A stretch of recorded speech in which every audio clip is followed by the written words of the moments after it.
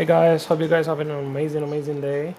Below, I want to show you guys the current settings that I'm using when it comes down to graphic quality settings. I'm maximizing the highest amount of FPS on Warzone Season 5. So basically, we already know the update always brings amazing things, some bugs and some stuff like around that we notice like on the short term, and hopefully they fix it up in the long term. But in general, I feel like this update has been not bad at all. I feel like it's been the most stable update that I've been actually play after Modern Warfare 2 was released. So, despite the amount of content that they drop, I feel like the amount of stuff that hasn't been working has been very minimal. Obviously, one of the main hectic things is the tactical sprint team, but they're already working on it. But when it comes down to the frames, I did not see a lot of downgrade when it comes down to my frames per second. However, I still like to go over my settings and try to play it out with it a little bit so I can just maximize the highest amount of frames possible for my setup. So on this setup that I'm going to show you guys, I'm not really focused on quality. I'm actually focused on frames per seconds. I feel like frames is the most important on an FPS because the more frames you have, the more stable your screen is going to be, right? There's other things that you add on top of that, which is going to be the refresh rate, if you use VSync or no VSync and stuff like that. But in general terms, you always want to have the highest amount of frames when you're playing FPS, because it can give you a potential advantage in specific gunfights or in general terms when you're just moving all around the map, right?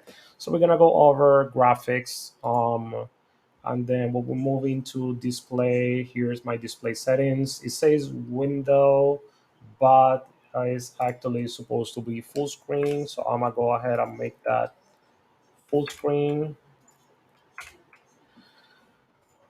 Says borderless because I have another monitor, which is the one that I use for streaming. But then my display monitor obviously is right here. Is a MSI Mac 274 QRF. This is my second monitor, so I'm not gonna use that. My display adapter I'm running on a GeForce RTX 3080 Ti. No issues at all. I've been able to do around an extra 20% on frames by overclocking it. Haven't had no issues yet, so pretty good video card. It's not the latest, but it's not the oldest either. On top of that, I also switched my CPU, so I have a 5800X. I actually purchased the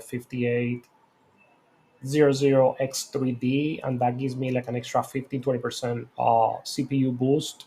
So not bad at all. I feel like in between the overclocking and the CPU change, I've been getting like an extra flat out 20-25% of frames per second. Stability is very important when you're playing this game. So I decided to make those upgrades so I can improve my gaming setup stability when it comes down to the frames. My refresh rate is on auto, but it's actually 165 hertz. Dynamic resolution is off. My display resolution is gonna be 2560 by 1440. Aspect ratio Y609, and then VSync and VSync menus off. You want to always turn this off. You don't need vertical synchronization for anything in this game, so you can just go ahead and turn it off. When it comes down to the custom frame limit, I have actually in game up to 170. I did not get 170, but this basically what it means. Like if you have it unlimited, the video card is always going to be pushing to highest to achieve the highest amount, right? Because I know that my video card, I don't want really to stress my video card trying to push for as high as possible. So what I did, and I can actually lower this a little bit just in case. I have it on 170. I do not achieve 170 on Warzone. I can get close to that on multiplayer. So that's why my setting is 170 in game. When it comes down to the menu custom frame rate limit, I put 60, which is the regular menu, and then the autofocus custom frame limit is on 30, which is gonna be like the main screen basically. Eco mode is a brand new thing that they brought in. It basically says that you enable power saving features which lowers rendering quality in the front end menus, will help decrease your device energy consumption. This does not impact in game performance. I just turn it off. I don't understand why they added that.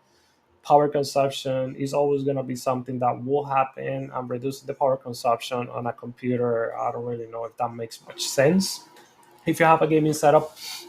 So I turn it off. Going over this and this, we already know restart shader optimizations. If you need to restart your shaders because you change settings on your video card setup, you have to do that. Same thing with optimization. Display gamma is 2.2, and then brightness. Here I got it at 64. I'm moving down high dynamic range SDR. Turn that off. No SDR. We don't need that. I don't have a monitor that has HDR capable, but you don't want that. For the quality presets, custom because I make changes. Render resolution is 100. That means that it's gonna match your current screen monitor resolution. Upscaling and sharpening. I have fidelity XCast is on 70 right now. No issues at all. Anti-aliasing. I have Filmic SMAAT2X. And the reason why I have it this way is because I want to make sure that I see sharp edges and I see corners and everything. So that's why it's this way. And you can compare on the left is without and on the right is with. So I want to try to be as close as possible when it comes down to sharpening. And on top of that, when I do the Fidelity X cast, it works really well, right? I try this one SMAAT2X, but the quality is very degraded and I don't want that. Everything else is going to be on low, so it's going to be anti-aliasing, quality low, video memory score is 50. I've been playing with this to see if I have any stuttering. I do not have any stuttering beside the common issue, which is the packet burst, which is not necessarily related to your internet service provider, but it could be the service as well. So I got around 50. I have no issues so far. I do get some packet bursts here and there, but it's not something that happens frequently and every single time. Texture resolution very low. Texture filter anisotropic is on low. Nearby level of detail is low. Distant level of detail is low. Clutter darkness is short. Particle quality is low. Particle quality level is very low. Bollock impacts is off. Persistent damage layers is off. Shader quality low. Tessellation off. On-demand texture streaming is off, and streaming quality is low, volumetric quality is low, deferred physics quality is off, water quality is default. And moving down to the shadow and lighting area, shadow map resolution very low, screen space shadow is off, spot shadow quality is low, spot cache is low, particle lighting is low, ambient occlusion is low, screen space reflection is off, and static reflection quantity is low. Weather grid volumes is also low. For the post-processing effect, depth of field off, world motion blur is off, weapon motion blur is off, film grain. You don't want no blur when you're playing. We don't want no motion blur when you're playing. That affects your view, especially looking at enemies and stuff. So all the settings are basically on low.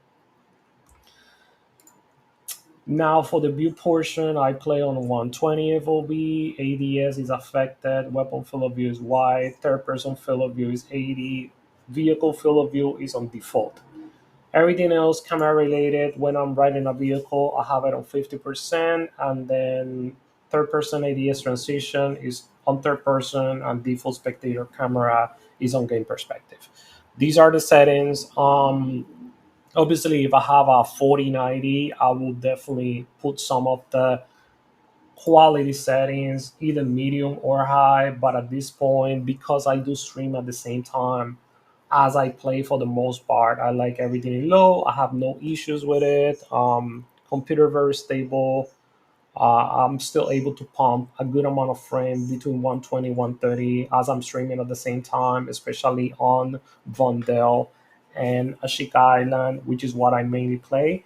And again, no issues at all. So I hope you guys have an amazing, amazing, amazing day. Please drop your comments below on the comment section. And if you guys have any questions and I can help you guys with anything when it comes down to this content, please let me know. You guys have an amazing day. Have a good one. Bye.